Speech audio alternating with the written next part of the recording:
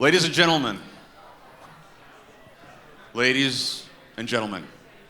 very important update. It's 1:30 and it's time for the next sessions. I said it's 1:30, time for the next sessions. Okay, all right, so down in room 301, we have hands-on learning, get started on Logic Pro. Down in stage 6, producing rock songs, pre to post, production, final mix. Stage 3, deep dive into Dolby Atmos. Stage 2, art of synthesizers and history. But you're in the correct room. Because this is practical AI in music business. And I'm going to turn things over to the wonderful Stefan Aronsen. Hello, everybody. Thanks for showing up. You are the reminder that our scene isn't dead. As they always try to say, like, there's a music scene in San Francisco. Well, you come to something like this and you're like, oh yeah, hello, welcome. Thanks for leaving your studios to hang out with us. Thanks for leaving your houses for being with us. It's nice to see you. Anyway, anybody like this Music City place? Freaking cool. Like 20 years in the making, finally here, looks good. So, if you're here for AI, you're in the right spot. If you don't know if you like AI, you're in the right spot. If you love AI, you're in the right spot. I've curated a panel of people that I think are going to either tell you what you already know or affirm what you're thinking. We're gonna have fun for an hour, that's all I can guarantee. So I'm going to have each of them introduce themselves. We'll start with our name and what our project is and where we're based. So my name's Stefan. I do marketing professionally. I do music stuff in order to hang out with all of you because it's nice to get hugs and handshakes and elbows and all the fun stuff. And I'm based over in Oakland. Oh, yeah. Don't have to hand it. Hey, how's it going? Tommy Speer. I am based out of Oakland, California, and I produce festivals and events, mostly raves. I'm pretty much the rave guy. Yeah. So I've been raving in San Francisco and Oakland since '93. So quite a while. Still around. One of the few that's still around. I'm Jennifer Knight, and I'm based in wine country in Napa. And whenever anyone asks me what I do, I always get confused. I don't know how to answer the question because I do a lot of things, but I'm a vocalist and I have a band called Mama Said, and I'm a certified life coach. I'm a voice actor, and I own a coffee company. So the one thing that all of these diverse things have in common is they do not have big budgets. And so I've had to learn to do a lot of things on my own. So I've DIY a lot of marketing and branding, and AI has really been instrumental in that. My name's Saul Spady. I own a small ad agency out of Seattle called Creative Empowerment. I cut my teeth doing really low attendance but high broadcast shows at South by Southwest for about 5 years. My nickname was No Audience Guy until COVID, and then I was right. I am really excited to be talking about this because I love that you said everybody knows everything we're going to say, because the one thing we know about AI is it has no original thought whatsoever. And so I'm excited to hopefully find a nugget of original thought that you can then input into AI, so then we have even less original thought ever. That sounds like a good plan. I'm Sonnet Simmons. I am a songwriter and singer, vocalist. I work in sync, licensing my music to ads like Coca-Cola, Nevia, GoDaddy, those sort of things. And then I also have an online community of independent songwriters that I help find opportunities for their songs and find their way through navigating the world of music, business, sync, and I help run a licensing agency in the world of ads and trailers. And also DIY all of that. I'm also a mom of 2 little kiddos, so it's a full life. We wear lots of hats, and we're always trying to figure out how to streamline the process to get a lot done in a little time. Nice. So I have a question for the people that are here. How many people in the audience don't use AI, like don't incorporate it? Cool, there are some. Okay, we might be your panel, we'll see. How many people in the audience hate AI, like just like F that, like I'm out? Oh my goodness, wow. Nice crowd, like everybody here's for it. Okay, so across the panel here, I'll go last, but I'm curious, what's something you hate about AI? Like you're just like, not here for this, like out, I'm out. Makes all of you think you're original thinkers while it's literally taking the original thought of everybody else to lie to you about how unoriginal you are. It's fair. Wah, wah. Mic drop. Deception and coercion. Because I work in imagery a lot, and we've all seen those deceptive images of AI images of like the little girl on the boat during the floods, and how that was used to push anti whatever they were anti against, and so that's a big bummer. I would say allowing it to replace human beings is one of the things that I dislike about it in general, and not just AI. I mean robots or anything. I'm definitely a phone call type of guy. Meet in person, have a conversation. So I would say that's it. Yeah, the human touch. I think the jury's still out on how it's going to affect actually the creation of music in terms of what you can use copyright-wise and what you can, and it's all kind of a really scrambled world right now, but they're getting better. It's getting better. It's sounding good, and in some ways, it's really helpful. But in terms of taking over the creative's job, like you said, it doesn't have a lot of novelty and innovation in its thought process. But that would be one of the things that I hate about it. It's just this idea that it could keep, and it's already being used. Like brands are already using it to use those lower budgets, knocking out the lower budget stuff. The thing I hate about AI is it keeps tricking my mom and dad. So they'll send me these pictures and be like, this is the coolest thing I've ever seen. Have you seen this? It's going around the internet right now. And I have to look at it and I go, there's no way that's real.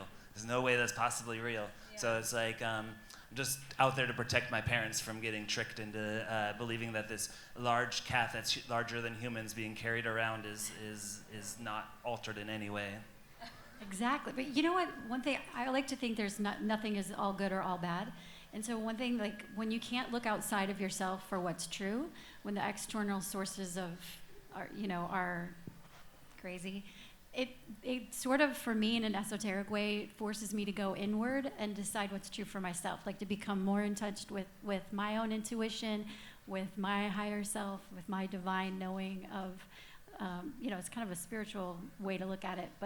But yeah, when there's so many things out there trying to trick you, it's a good opportunity to go in and decide for yourself what's actually true. Well, and to kind of argue with myself just a tiny bit, like just never forget that great artists steal, like we say that all the time, but I'll tell you as an ad agency owner, great ad agency owners, they bank rob because at a certain point we're doing commercial shit, who cares, like I can just remake a Coke commercial my own way. And like we've always been in this iterative art generative world, right? Where you see somebody like do impressionistic art and then you're like, oh, maybe I can do impressionistic art, and you change your art style, right? And so where I love AI is it's the tool that is not a negative band member that when I have an idea, it'll kind of like talk back to me and have a conversation and not be so shitty as regular human beings are about creative ideas, because like it does know that all art is iterative, right? And that's the core of humanity, right? We're just copying each other. Saul's been avoiding me because he called me shitty once, and it was probably because I was giving him a hard time about something, and AI will never do that to you. It'll do all the weird things you want it to do. I'm sleeping on your couch. That's true. Oh, thank you.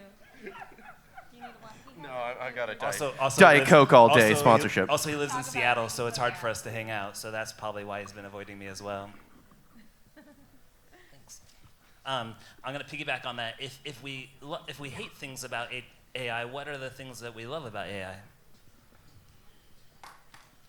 For me, it's allowed me to do things that I never thought I could possibly do. Like I said, I do AI. I use primarily imagery, so I do the controversial. I make AI portraits or do AI photo shoots of people for brands, and it's super exciting. And when, to your point, does it replace photographers? Like in a sense, it gives me access to have a really surreal, trippy, dreamscapey photo shoot of myself. But at the same time, to counter that, I've spent more money on live photography, actual photography, because we all know that know, like, and trust is a thing especially when we're selling things or promoting things on the internet. So it's been very balanced for me.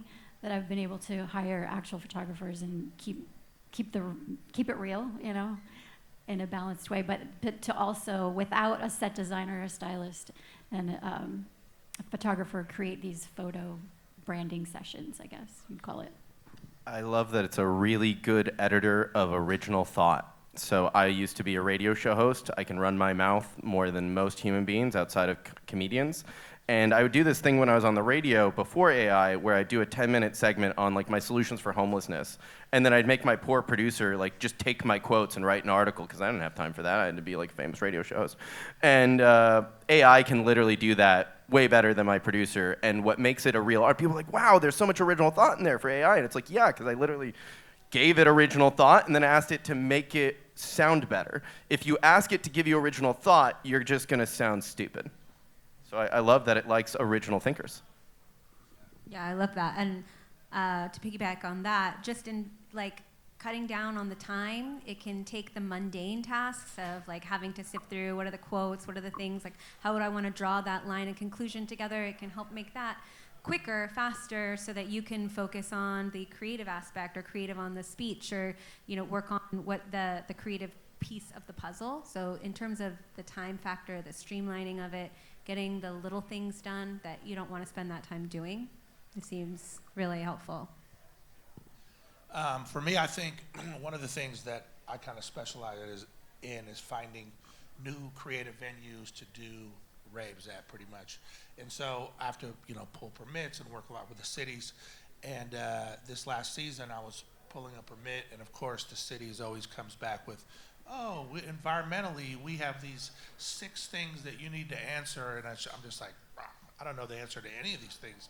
So I literally just cut and pasted their entire email questionnaire 1 through 6, slapped it in AI, and it gave me responses back that I submitted to the city. And they were like, this is great. And I was like, awesome, So, so I think for me, that's kind of a practical way. Also, too, funny story, my daughter got a speeding ticket, and so she's going to traffic school. So she's like, Dad, I need you to pay for this. I'm like, fine. So I pay for her traffic school, and she literally finishes it in like 25 minutes, the entire traffic school. And I'm like, how did you do that? And she's like, oh, well, I just forwarded every single video and then took the questions, put it in ChatGPT, and submitted the answers. I was done in 20 minutes. And I'm like, great, love that. So. I mean, we let old people drive, whatever. We only promise practical, not legal. We never said that all of our options were going to be legal, just practical. So, only one person's recording, and we're going to burn it afterwards. If we're turning into practical things, my main work is working for Hilton. Through them, I have 3 social media platforms that I have to create content for. Have to create content for my own, have to create content for Balanced Breakfast, which is my music project. That's a lot of content on social media, and I'm more of a visual person, so I'm really diving in hard on the pictures, the videos, that kind of stuff. But like writing copy that's like sometimes repetitive, because it's like, how do you talk about something a different way 10 different times? That's where ChatGPT comes in handy, is that like, I've shown you a picture of a cocktail before, but now I'm going to show you the similar cocktail from a different angle and talk about it completely differently. My brain doesn't work that way. Like, I'm going to use ChatGPT to give me like some basis paragraphs, and then I'll say more formal, less formal, more funny, more flair, less flair, and then eventually something is like, hey, that looks different than what I've written before, and it's like, how many different ways can you talk about a cocktail over the entire year? Like, my brain doesn't work that way, so that's how I like using it. Let's see. So in that vein of thinking, what like getting out of traffic school or writing social media content? What are some ways that you're actively putting social media into use, or AI into use? I wrote articles, right, by taking my audio recordings and then having it rewrite it into an article. One-pagers, it's really good at iterating a one-page idea back to like the great advertisers, bank rob. Like my idea for Samsung to create a pop-up boutique house then can be rewritten really quickly for Coke because it's on the same basis. but you really do have to edit it. That's like all I can say to all of you. You know immediately when you got an AI condolence letter that was just written with just like, can you write a condolence letter? Now, can you write a condolence letter for my mom that mentions that time where I ate the dog's homework and then murdered the dog, and then that other time where like the cat ran away, and like all the times we lost pets because I was a bad child. Like, write me that letter. That's gonna be a much better letter, right? You gave it a little grip. I'd read it. Yeah, I mean, Yeah, if you yeah. forward it to me, I'll I'm read like a serial killer in that version because I'm just Kinda murdering like it. pets, but accidentally. But AI would respond. It would make that letter for me. Yeah, I love that usage. I think that's important to go back and edit it and also get really specific. It's language based if you're using something like ChatGPT. You get, like you said, you can get more flair. Like the tone you can shift around. You can, like taking your talk and then making a one sheet, and you can kind of figure out what kind of tone you want it to be and shift that around. For me, I mean, I use it a couple different ways. One way that I could talk about is making stems. If you have a song and it gets a license, and they want the stems, and it's a really old song, and maybe you didn't have the stems back then, or recently it was like, here's this song from 1960s. Can you reimagine this and make me like a remix of it in a trailerized version? And you put it through AI, so you can get these really great stems. There are a few glitches. You need to go through and listen. You need to edit. You need to make sure that you can like take whatever glitchy part to come out, maybe make some bars, maybe make it figure it out. But that has been super helpful on the licensing side, making sure you have an instrumental or you have the stems for whatever you need. And that's been a game changer for a lot of music makers in terms of what your song is available for in licensing your music. That's great. Yeah. I think on the event side of things, one of the biggest breakthroughs I think has been in ticketing, and it can apply for anyone that's trying to sell someone or to target to narrow down their demographic. I think, but what AI's really done is it'll go after, and you'll understand a little more. Like, hey, this is this hot new artist. How are they going to do in my market? How have they done in the last in 7 different markets that are similar to, let's say, Oakland or San Francisco? Like, how have their sales been? How has merch sales been at all these different things? And so then what you have now is, you have AI on your side that will help you predict how many tickets this artist is going to sell in your market. And so it could be, it's honestly monumental, because I think, people that do events know there's a ton of risk. There's a ton of losses taken on a regular basis. I don't care how good you are. That's just the nature of the beast. And so I think AI is a great way to help narrow down that risk level. I use it as a personal assistant sometimes, just to, when I see images, like I like the color or the font, I could just ask ChatGPT. I use ChatGPT 4.0 or whatever it is, just because I like to use the images. But it'll tell me what is the font, what is a similar font. It'll tell me the hex code of a color, so I can use that to do iterative, yeah. And then for branding, I can give it I can tell it who I am. I'm a certified life coach for midlife women who in the online coaching space using new thought principles. And I can ask it to give me 3 branding concepts based on the industry trends, etc. And it will flesh out 3 very distinct brands for me, which is fascinating, right down to like logo ideas, taglines, color schemes, fonts.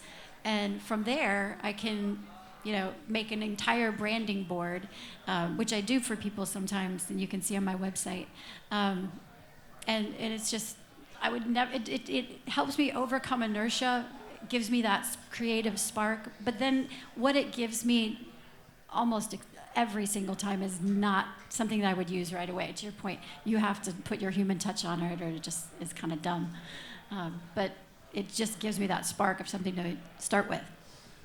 One last one. I use it sometimes to talk to designers. So I'm a creative director, and I used to always have to just visually describe what I wanted to a designer. But then a great example, my friend was writing a book about the fall of the Pac-12 and the changing of the sports football culture, and I had an idea in my head, original to me. I was like, oh, that's like the Ides of March.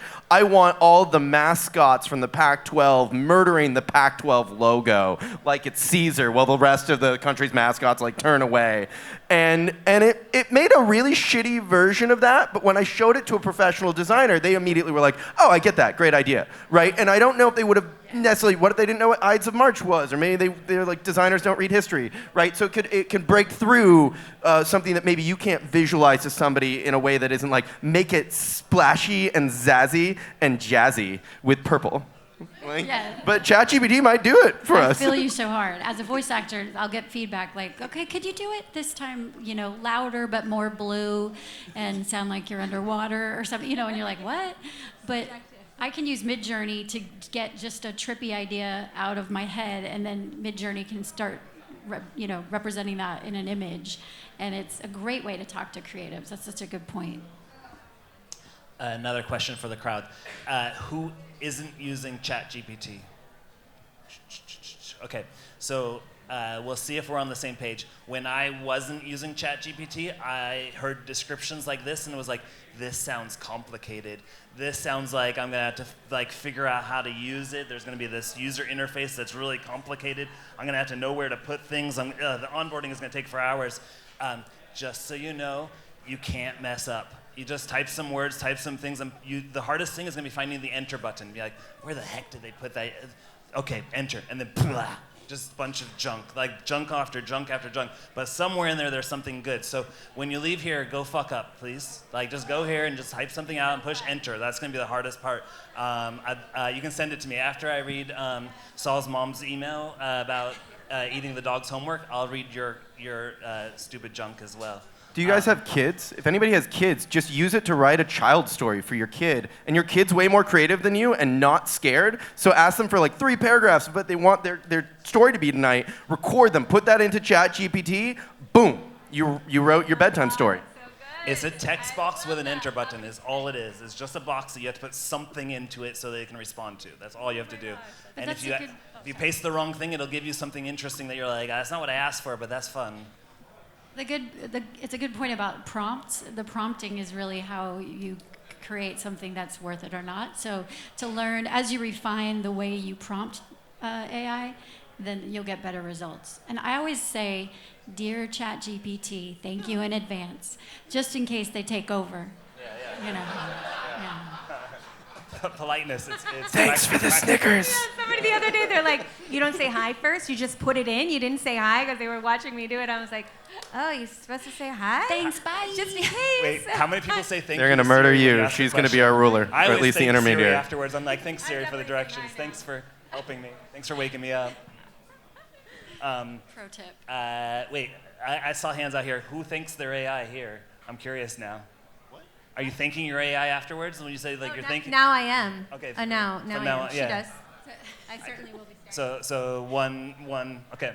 Yeah. I don't know if there's any practical reasons that you should be thanking your AI, but if there is, you heard it here first. Consider Conspiracy theories. it. Anybody in here not using Midjourney? Okay, it's just to give you a little context.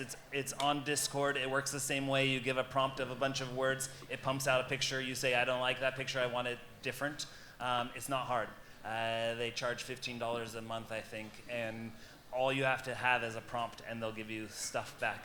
The tricky thing about it, same with ChatGPT, the less creative you are, the less creative the stuff that you get is. So the more details you give it, the more weird you are, the more elaborate you are, the more prompts you give, the more human you give, the better the outcome.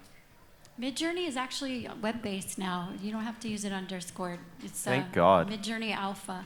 I hate Use Discord. it It's have an to app do- now, Yeah, it's just a website. or just a website? Okay. Yeah, you can just use it on a website. Interesting. That's brand new, though.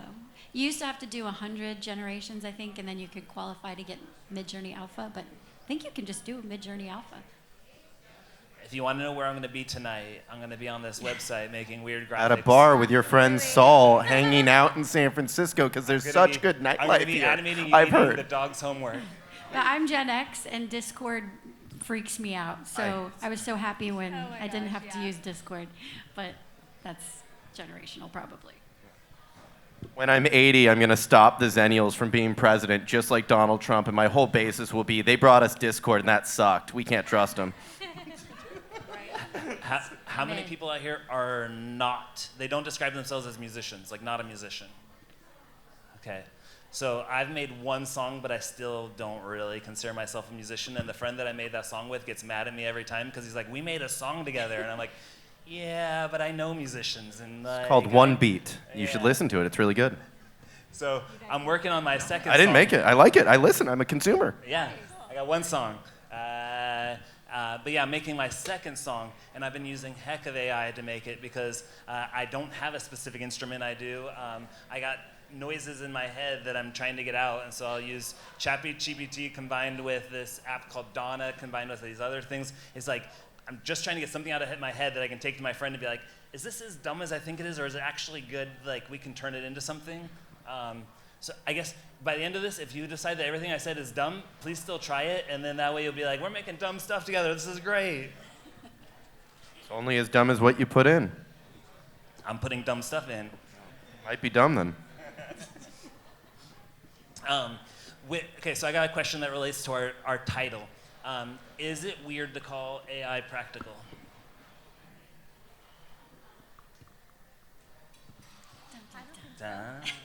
Why would it be weird to call it practical? I don't think so. It has lots of practical But applications. that's because you're on a panel. Like someone out here might be thinking like AI that just takes up time. I'm like, it's not helping me. It's like taking me this way. It's gonna only get better. In the last 6 months, it's only become like, oh, it was on the outskirts. It couldn't quite get it. Like Mid-Journey, the faces were all messed up for like, I don't know, it was 9 months ago. You couldn't get like, maybe a year ago, I can't remember, but it is now like remarkable what you see. It's perfect. The faces, the photographs, like it's moving fast. So get in on it now, learn how to use it to your advantage now, and obviously always keep your original thought and know that that's the leading thing. But like for me, I'm one of those people that's like, I want to kind of like bury my head and not listen to it because I just know my way of doing things. But I don't want to fall behind. And also when I find these practical applications, it feels like it alleviates a lot of the harder stuff that takes me forever to do, so that I can focus on the other stuff. I mean, just coming back to you have to be creative in order to get a creative answer. So we have to like hold on to that as the most important piece so it doesn't take over the creative job. And it doesn't have to be so overwhelming. I mean, I'm holding paper and I use AI. It's okay. Yeah, I kind of think it's like getting to the gym. You know, it's like super tough to get there, and you're just like, man, I don't want to get out of bed. I'm not getting off the couch. But once you get there and you're in, you start working out. You're like, this is great. Why don't I do this every day, right? Yeah. So I think AI is similar to that, where it's like, I don't want to type something in there. I got this, on my own. But the reality is the more familiar you get with it and start throwing stuff in there on the reg and get to know, like you guys were saying, okay, do this, tell it this, give it this detail. Once you start incorporating it, it's great. I mean, like for instance, Siri. I hate Siri. I don't use Siri. My daughter has been using it from the gate. I'm still the guy that's like driving with one hand trying to text, and I don't love that. Yeah, I don't love that. I need to get Siri in my life, but I'll get there. Just say thank you after every request. Yeah, right. I'll note it. I'm not going to nail this quote right, but I met this crypto dude once, and we were talking, and then he was also really into AI, and we were going back and forth. This might be a setup for a joke. No, it'll make sense. Just bear with me. And we were talking about the practicalness of crypto, and he's like, honestly, like, crypto is like a spice cabinet. It's nice to have, but AI is like water. You'll die without it. I think it's pretty practical. That's all I can say. I think you should integrate it into your system. I think if any of you think AI is more creative than you, you're really stupid. That's about all I have to say. Slam. I'm afraid to say it. I'm not afraid. I've got to bring back, so the nature of panels, I always like it when they take off to the races and then come back to the beginning and be like, okay, let's start over again. So bringing it back to AI, bringing it back to practical ways that maybe you're going to use this when you leave here. So I do marketing, so I'm not making songs on the regular. So I'm not going to tell you how to layer your music, how to like get inspiration for your music, but I do marketing and lots of social media and lots of graphic and event generation. So one of the biggest ways that I do use AI is taking Midjourney and trying to create graphics that I couldn't tell a human to make me and not have them give me weird looks. And so, for example, like with balanced breakfast events, I like to brand around owls in pink hoodies holding big donuts that are larger than life. That's a weird request. So what I like to do with that is take that and then put it on a background of thousands and thousands and thousands of donuts. How are you going to do a photo shoot with like a wall of thousands of donuts? Like my budget's not that big. So what I like to do is lean on my skills, which are Photoshop. So Photoshop combined with AI to make graphics that like aren't just being pumped out by this generator that's saying, oh, if you put in the same words, this guy's going to get the same thing. If you put in the same words, this person's going to get the same thing. I'm editing it in Photoshop to make it mine. That's exactly what I do. So tell me about it. Except I do that, and it's so great for that. And it brings what's in my weird brain onto an image, which is so fun. But you can also do actual photo shoots of your likeness. And I will be promotional in this one. If you go to my website, you can see it's JenniferKnight, KNIGHT.net. And there's an AI tab that I set up just for this. But you can do a photo shoot. So you can see the selfie that someone gave me, and then a gallery next to it of the photo shoot that I did for them, and which is amazing. You can face swap.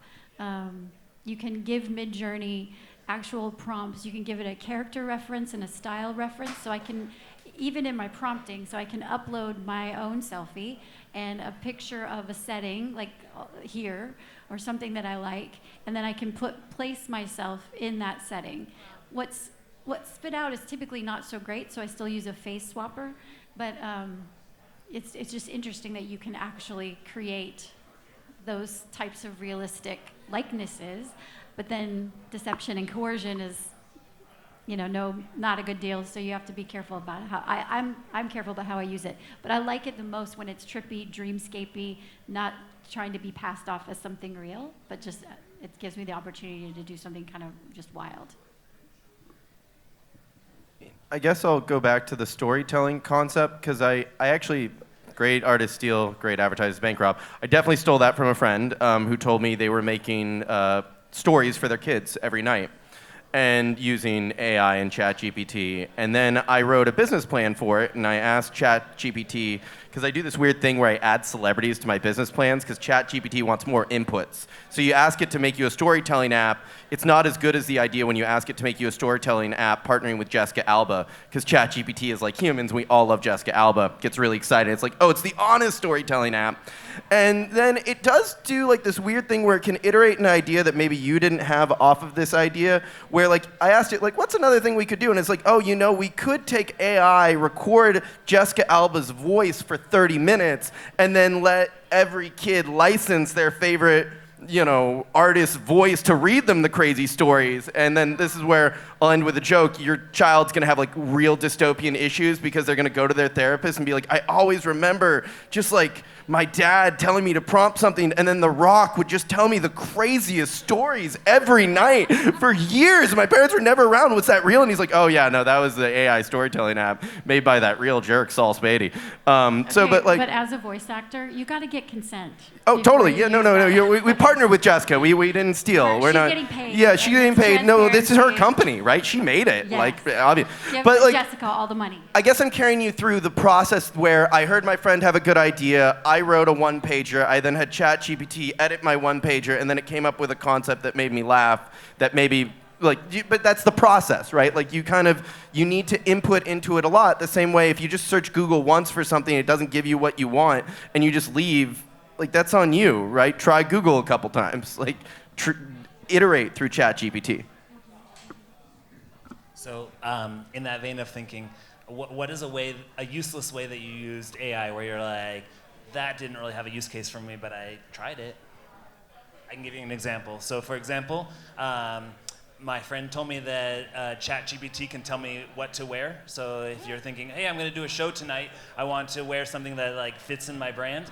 So I submitted a photo, or I submitted details about color eyes, color of skin, color of hair, and one other thing, and said what would be the perfect outfit for me. Well, it clearly did not say lime green socks, pink shoes, white pants, green hoodie, but that's what I like to wear. But if you like to wear complementary colors that look good with your skin color and your hair color and your eye colors, ChatGPT can help you with that. So something where it didn't work out, you tried it and it didn't work out, is that the question? Yeah. Okay, so yeah, I tried to ask it about, like, what are 10 licensing agencies that are accepting music, what's their website and their contact information? And so they gave me 10, but the website and the contact information was wrong. So it really wasn't that helpful. That's not very helpful. I had to go and research it all, so.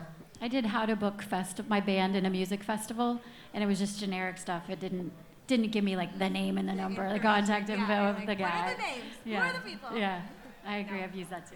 There's this politician that I hate in Seattle, and I started off by trying to have it like write angry jingles about him, and then it didn't do very good angry jingles. And then I wrote my own versions of the angry jingles that I thought were way better, and I was like, haha, ChatGPT, you're not that smart. And then I put that in, and then it made mine better, so I don't know. So complicated. When everybody knows, if you've used Midjourney or ChatGPT for images, they do not get hands right. The hands are always awful. Crossed legs. There'll be like an elbow sticking out of an ear.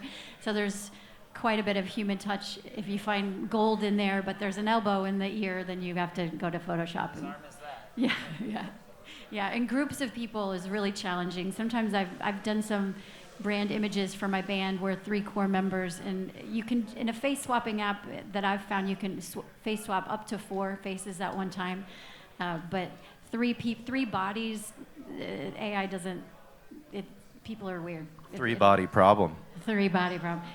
Do a threesome, there's always problems. It's a television show on Netflix. Certain people got that joke.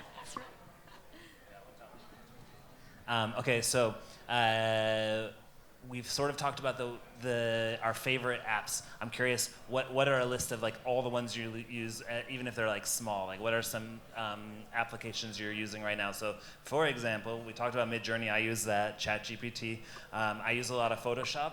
I don't like how Photoshop does people yet. It's wonky, but for objects, they're really good. And then when I'm not using Photoshop or AI or Illustrator, I'll use Canva.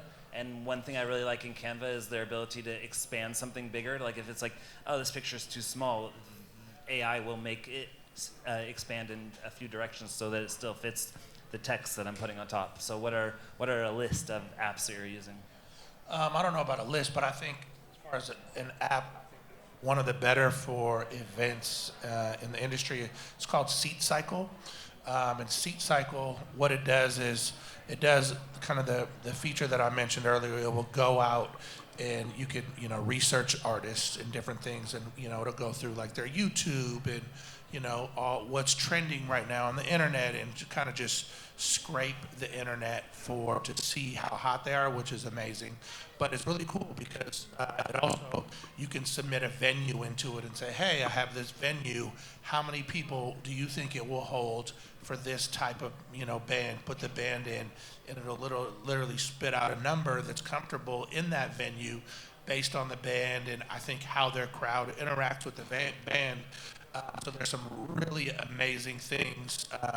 Also too with like merchandise, and I also have a bar catering company as well, that we're always looking to see, hey, how much people spend. Is this a drinking crowd or is it not a drinking crowd? Like how much beer should we buy based on the last bar sales from the last 5 events. And so you can get really nitty gritty in this, and it spits out some really great information. So I would say, yeah, Seat Cycle. I use Canva is really robust, actually. Their AI features, the generative fill around to resize photos is amazing. I use ideograms sometimes for like logos and illustrations. There's one called Diffusion Bee that you can take sort of an illustration and make it photographic. So if you I don't know, like the Morton Salt girl or something. You can use that and create yourself as the Morton Salt girl in a more photorealistic way, which is interesting. Midjourney, ChatGPT, Canva. The first time, those are the most I don't know ones that I use. if you guys are in Adobe programs, but the first time I had to use Canva, I was so mad because I was like, kind of, like when you learn Adobe products, you start to get this like ego that you're like, yeah, I use Photoshop. I don't know what you're using. I use Illustrator. I don't know what you're using.